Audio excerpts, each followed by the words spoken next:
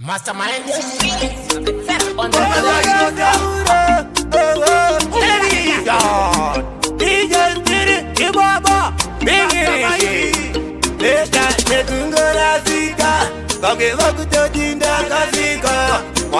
Mbira indira kitengera enende koseva mastepi ekoteka Mbira Rwendo Renode kusipa Nede kumetwa nepo Pasipano Mangwana no sipa Mbira Rwendo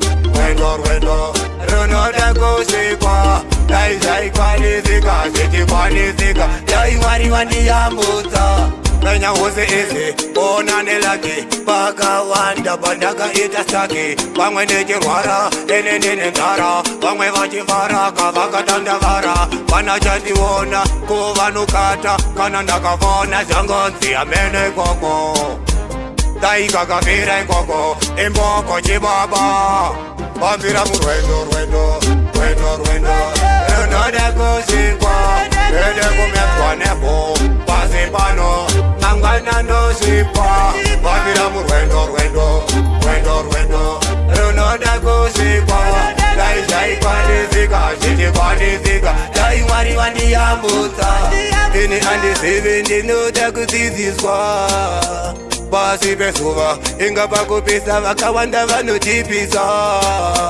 Vamwe vanoshuwa, basi pesuva Kote chipapa daindainda kumakuva Basi mwari wandunamata Ndondichengeta kunyangwe zurima Bijara manjipamba, kanyo kuchirwadza Rwendo Renode kusikwa, nede kumetwa nepo Pasipano, mangwana no sipa Mbira Rwendo Renode kusikwa Daizai kwanizika, siti kwanizika Dai wari wani yamuta Kanya hose eze, ona nelaki Paka wanda bandaka itastaki Wangwe nejirwara, ene ntara Wangwe vachivara, kavaka tandavara Wana chanti wona, kuvanukata Kana ndakavona, zangonzi amene koko Daika kafira koko, imboko chibaba Mbira Rwendo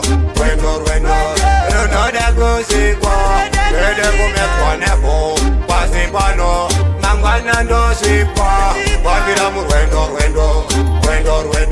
Renode kusikwa Daizai kwanizika, siti kwanizika Dai wari wani yamuta